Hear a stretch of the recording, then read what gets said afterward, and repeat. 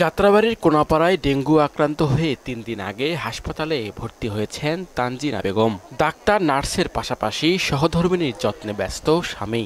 এদিকে আবার শরীয়তপুর থেকে আসা এক স্ত্রী ব্যস্ত স্বামী কামাল হাওলাদারের সেবায়। কদিন ধরে হাসপাতালের বিছানায় কাটছে তাদের নির্ঘুম রাত।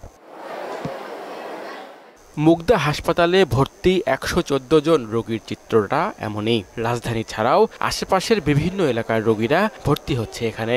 কালকে রাতে ১টা বাজে আসছি এই জায়গায় তো স্যালাইন লাগাইছি, টাকাইছি পর সুস্থ হয়েছে মোটামুটি। রক্তর পয়েন্ট একবারে এই নিচে নাইমা আসে, তখন আবার আজকে ৩ দিন ধরে এই জায়গায় এই হসপিটালে আমি ভর্তি হই। আগের বছরের একই সময়ের তুলনায় রোগী কম হলেও পরিস্থিতি এখন পর্যন্ত সুবিধাজনক না। ডেঙ্গু টেস্ট করার পজিটিভ আসার পরে এখানে ভর্তি হয়েছে, এসে এখান থেকে ট্রিটমেন্ট নিচ্ছি। সারাদিন ভালো থাকি, কিন্তু সকালবেলায় উঠতেই পারি না বিছানাতে। চিকিৎসকরা বলছেন আগস্টের তুলনায় সেপ্টেম্বরের প্রথম সপ্তাহে রোগীর সংখ্যা বাড়ছে।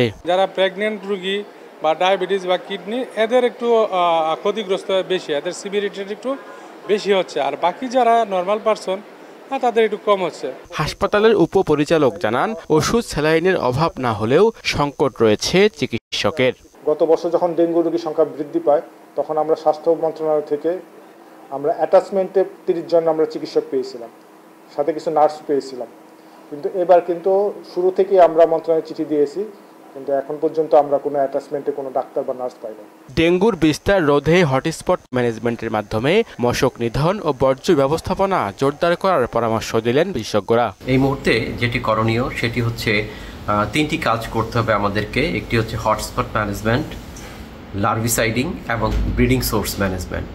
হটস্পট ম্যানেজমেন্ট হলো যেই বাড়িতে ডেঙ্গু রোগী আছে বা যেই বাড়ি থেকে ডেঙ্গু রোগীটি হয়েছে সেইটাকে কেন্দ্র করে 200 মিটার পেরিফেরি ধরে সেইখানে ফগিং করে উড়ন্ত মশাগুলোকে মেরে দিতে হবে। দেশের ইতিহাসে গত বছর ডেঙ্গুর সবচেয়ে ভয়াবহ সময় দেখেছে বাংলাদেশ। 3.25 লাখ মানুষ হাসপাতালে ভর্তির পাশাপাশি 1700 মানুষের প্রাণহানি ঘটে 2023 সালে।